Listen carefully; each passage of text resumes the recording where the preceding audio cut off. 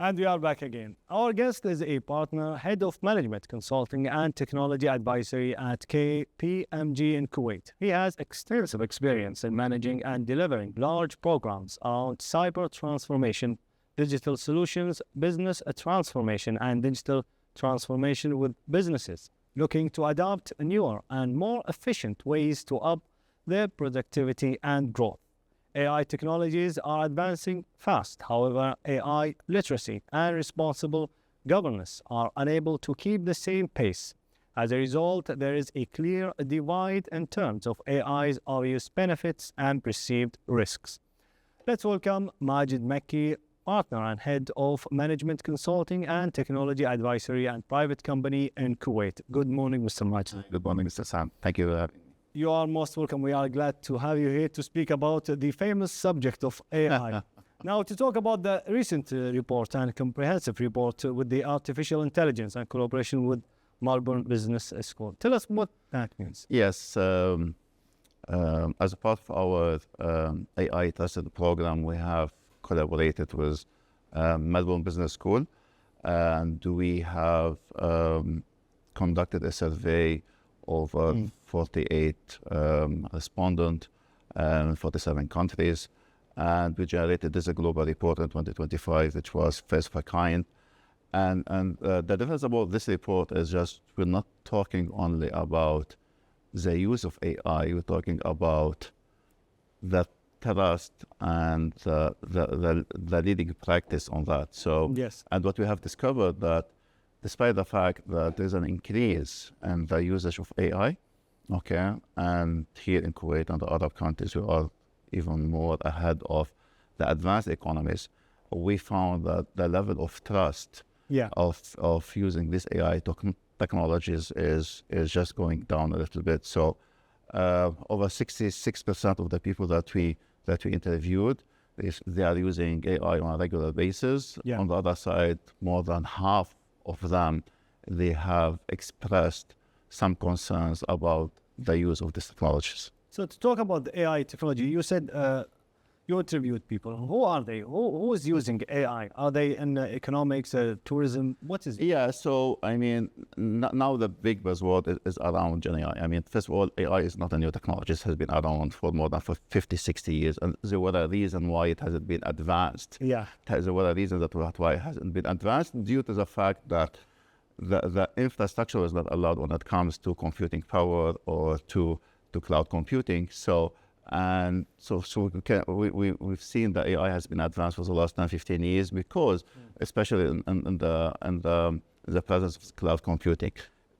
Now is the biggest trend is a Gen AI, you know, the things related to similar to ChatGPT, and everyone is using AI. I mean, most of the people are saying they're using it at a personal level where they use tools that are not yet controlled, sometimes the free versions. And you've seen a lot, I mean, these days, you know, when Google has launched the View 3, I mean, people creating videos. Technically, it's disrupting the economies. I mean, it's, for example, in terms of and cinema and production.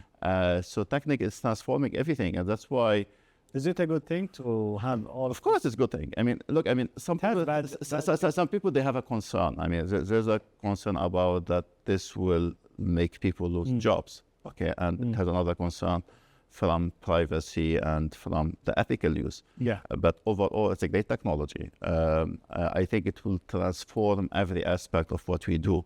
And that's where it's very important to have the proper governance in place and to have the right regulations. That's why most of the countries are asking that we need the regulations. We need to be able to differentiate if this document or this image is authentic or AI generated. What's the difference? Because if you have something efficient and working, right? So this is valid. It can be valid. So I will come back to that question, but after this is very important question. Since you are working in the head IT advisory here in Kuwait, and according to the report, we would like to know more about what is Kuwait doing in terms of AI. Look, I mean, Kuwait started very good steps at the beginning of 2025. They laid out, what do you call it, an AI strategy January 2025. It's still on draft mode. Yes. At the same time, we have Kate and Citadel. They already, have made an agreement with Microsoft, which have allowing Kuwait to have a hub for AI-powered data centers. All of these are great. In terms of usage, I think that the usage is very high, and the same applies for the GCC countries. We are a little bit ahead of the advanced economy. The trust is high. At the same time, there's a major investment from the countries in Kuwait and the other GCC countries. When you said the usage is high, do you mean like individuals or companies in Kuwait? Or both cases. Okay, so at an individual level, it's high. The risk at an individual level is that, these are not controlled, so these are open, so you cannot. At a corporate level, we've seen a lot of companies now looking at revamping their digital strategy, integrate or getting another strategy for AI itself, how they can transform. So some of them saying that, that this will be the next generation version of the company. So if you are a bank, it will be like a bank version 2, because it's technically, if you're looking at it from a different angle, it will change every aspect of what you do. So we work with major clients here in Kuwait, from banks to telecom to government, oil and gas. And this is the biggest topic on the agenda these days, that how can AI help us, how we can be more efficient. There's always concern about, there's multiple concerns in terms, and that's something that we mentioned in our report in terms of why the trust is low, is because there's a privacy concerns. There's a concern on the cognitive ability for the people. And these days, people are... You need the people to be smart as well. Exactly. And technically, and there are cases where, people trying to compare, in terms of exams, in terms of universities, sometimes they're cheating. So technically, you need to revamp the curriculum of the schools, to be able to, to use this technology in a good manner. In terms of to take more steps toward facilitating the adaptation of AI, especially to the educational system here in Kuwait, do you think, are we in a good position, or do we need more steps? I think the steps that has been taken by the government are good, especially the AI strategy. I think the next step, this has to be finalized and operationalized. And I think the fundamental part that will give trust to people is we don't have an issue with the technology itself. We have an issue with the trust of this technology. And that's why most of the countries, in the western part of the world, they started something they call it as to put regulations for this. And I think this is... It's not easy, right? It's not easy, but you have to start somewhere. You need just to lay the foundation of the regulatory framework on this. For example, EU, they started with the EU AI Act, and similar countries start taking in that direction, because if you need just to give confidence to people, that people need to be, able to trust, Yes. And this is not one country, it's not one nation. This is, I think it's bigger, and, we've seen so many, businessmen or entrepreneurs globally, asking about this, that, how we can put the regulation, how we'll be able to differentiate if this is an authentic, that, especially in news. This is the biggest topic in news, how you can differentiate if this is a fake news or not. So especially the videos. So now we'll talk about, this is the AI. Now we can see it in entertainment. You go to the platforms, you see photos of things that you can create. So people think that AI is for entertainment, for making videos. Maybe someone is singing or something is dancing. So all of these is just the forefront, because this is something for entertainment. We know that it's in economics. We can analyze data with AI, especially the what you said about ChatGPT and others. So we can be smart using AI. Definitely. We can definitely be smart. We can do things faster. But just an example, for example, in terms of radiology, and Germany was one of the first countries was started. Technically, they trained an AI model based on 100,000, X-rays, and each X-ray was a diagnostic of that. This is more than the knowledge of any senior doctor. So technically now you can be able to, to give any MRI or X-ray to be able to automatically give you the diagnosis, and actually it will be more accurate. But what we always say that you always need to have a human in the middle, regardless how much you trust that model, You are the human, you mean? Sorry? So you are the user, you are the human. Yeah, so technically, no. So when you design the process to have the AI integrated within that process, you should not say that, for example, I will give this MRI, it will give me automatic diagnostic. Yes. No, okay. You should always have a doctor in the middle, for example, in that case. Yeah. And maybe it will not take from him, half an hour to do his report, but at least he can look at the red flags. I mean, is this something that you should never trust AI 100%. You should use it to do your work faster and better. Yes.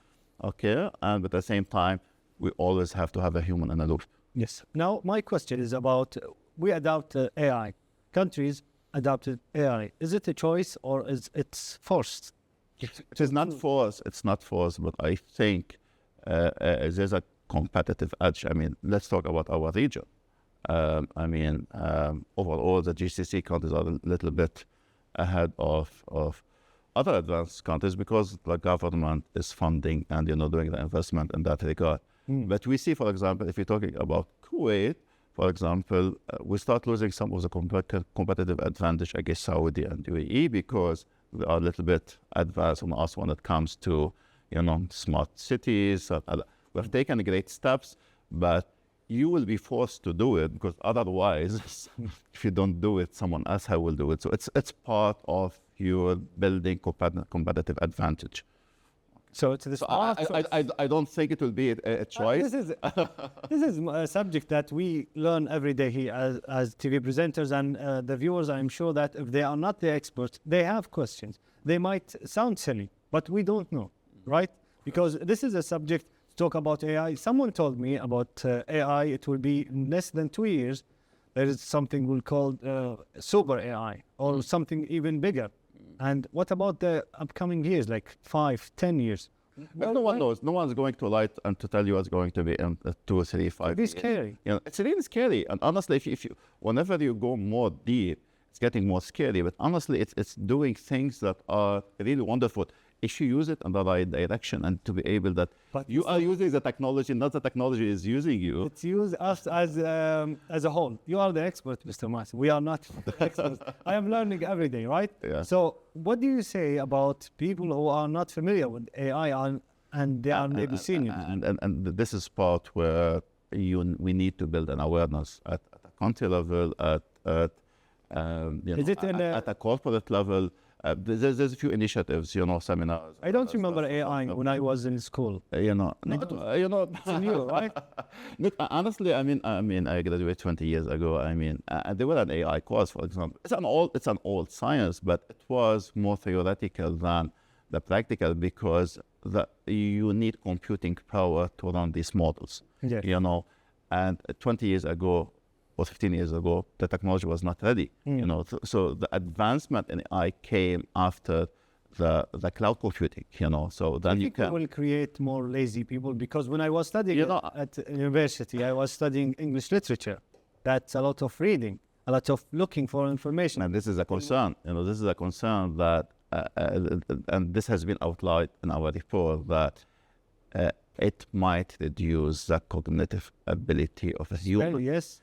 So if you're relying on it on everything, so 15 years ago we used to Google everything. Now, if you're having question on anything, ask ChatGPT to do it, and that's why it's really scary if you don't do it as the right manner. These days, some people you can build an entire application, entire website. You can have an agentic AI that do programming. You can write books.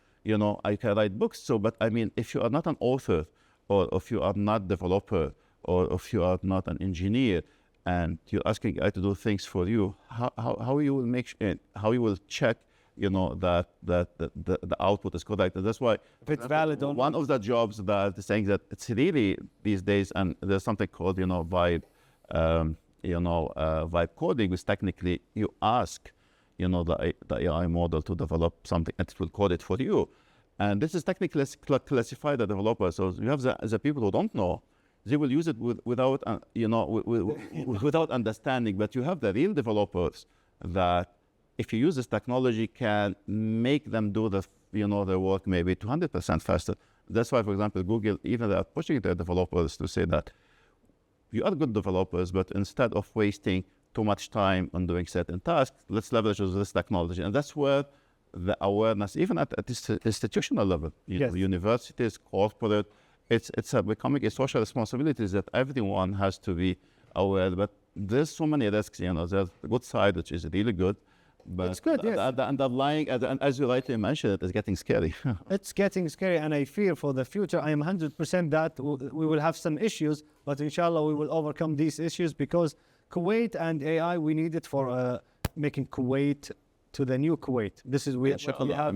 That's why it has to be integrated also, and I think it's also integrated with a national vision 2035. Yes. So it's technically it's transforming entire sectors. Of course, 100%. And we would like to thank you, Mr. Majid Makki, thank you very much for coming to Good Morning Kuwait to talk about this scary subject.